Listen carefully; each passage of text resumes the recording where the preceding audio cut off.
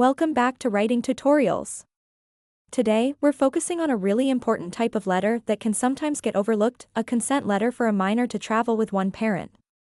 When a child is traveling internationally with just one parent, especially if both parents are involved in their lives, it's often a requirement to have a signed consent letter from the other parent to avoid any complications.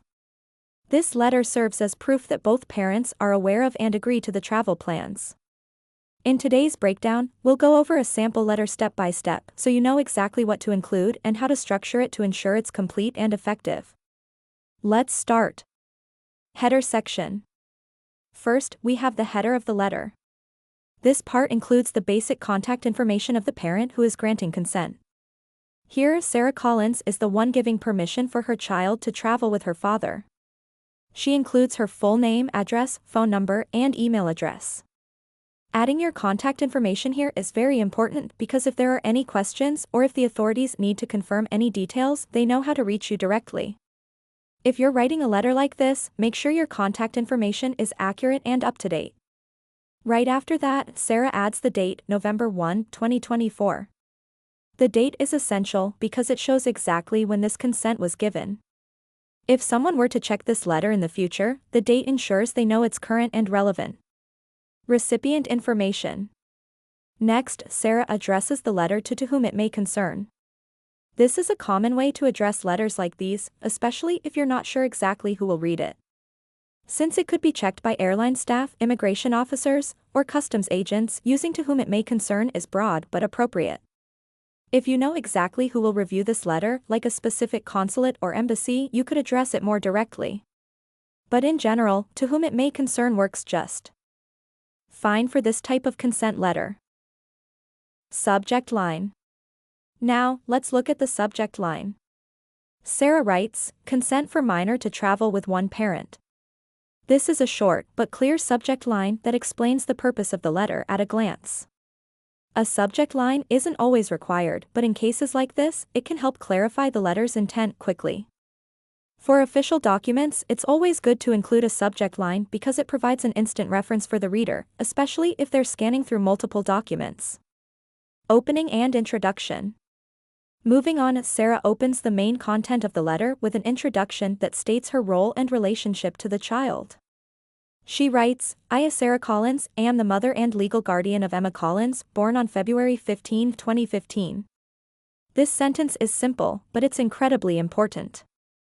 By stating her name and relationship to Emma, Sarah clarifies that she has the legal authority to give consent.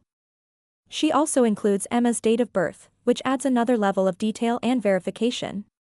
When writing a letter like this, start with a clear statement that identifies your relationship to the child. Mentioning your legal role, like mother or legal guardian, helps avoid any confusion about who has the right to make this decision. Statement of consent. The next part is where Sarah gives her explicit consent. She writes, I am writing to give my full consent for my daughter, Emma, to travel internationally with her father, David Collins, from December 15, 2024, to January 2, 2025. This is the heart of the letter. Sarah is clearly stating that she is allowing Emma to travel with her father, and she specifies the travel dates, which makes it clear exactly when this permission applies. It's essential to be as specific as possible in this section. Include the full name of the parent or person traveling with the child, as well as the exact dates of travel. This level of detail shows that you're fully informed about the plans and approve them. Travel itinerary. Sarah then includes the travel itinerary, which is another important detail. She writes, Departure city, Springfield, Illinois, USA. Destination, Paris, France. Return to, Springfield, Illinois, USA. This itinerary helps authorities know exactly where Emma will be traveling and ensures there's no misunderstanding about the travel route. In your own letter, including the departure city, the destination, and the return location makes the consent very specific. Listing out these details makes the letter more official and leaves no room for doubt about the travel plans. Accommodation details. After that, Sarah includes the accommodation details for the trip. She writes, Hotel La Seine, 123 Riverfront Street, Paris, France. Phone, +33 1 23 45 67 89. This part of the letter gives a contact address and phone number where Emma and her father will be staying. Providing accommodation details is very helpful in case there's a need to reach them while they're traveling. In your letter, always include the hotel or lodging details, especially for international travel. This way, if there are any emergencies, the authorities have a clear idea of where the child will be staying.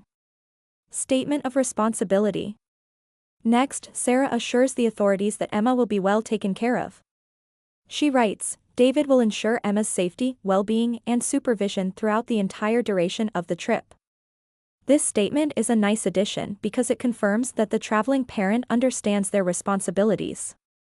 Including this type of assurance can help reduce any concerns about the child's care and safety during the trip. If you're writing this letter, it's a good idea to add a similar line, emphasizing that the child's safety is a priority and that the traveling parent is prepared to handle any needs or responsibilities. Identification details. Now, Sarah provides identification details for herself, Emma, and David. She lists: parent giving consent, Sarah Collins. Passport number, 987654321. Parent traveling with minor, David Collins. Passport number, 123456789. Minor's passport number, 234567890. Listing passport numbers for each person involved adds an extra layer of security to the letter. It verifies that all parties have the required identification for international travel. When you're writing a letter like this, it's important to include these identification numbers so that there's no ambiguity about who is involved. Statement of agreement and authorization. Sarah continues by expressing her agreement with the travel arrangements. She writes, I am fully aware of and in agreement with all the travel arrangements made for Emma, and I trust David to be responsible for her during their travel period. This line reiterates her full support and shows that she's comfortable with the plans. It's a reassuring detail that might not be necessary but can definitely strengthen the letter. She adds, I hereby authorize him to make any necessary decisions regarding Emma's travel, health, or safety as needed. By including this line, Sarah gives David the authority to make decisions on Emma's behalf if needed. This can be especially useful in emergencies, as it assures authorities that he has the legal right to act in Emma's best interest. Closing statement. Finally, Sarah closes the letter politely with thank you for your attention to this matter. This shows respect and gratitude, which is a nice way to wrap up the letter. When closing your letter, be sure to keep it professional and courteous. A simple statement of thanks can leave a positive impression and make your letter feel complete. Signature and contact information. At the end, Sarah signs her name, sincerely Sarah Collins. Then, she repeats her printed name for added clarity. It's also a good idea to sign the letter by hand if possible, as a physical signature can make it even more official. And that's the complete breakdown of a consent letter for a child to travel with one parent. By following these steps, you can create a consent letter that's clear, thorough, and meets all the essential requirements. Remember to be specific, polite, and detailed. If you found this tutorial helpful, be sure to like and subscribe to Writing Tutorials for more helpful guides on writing different types of letters.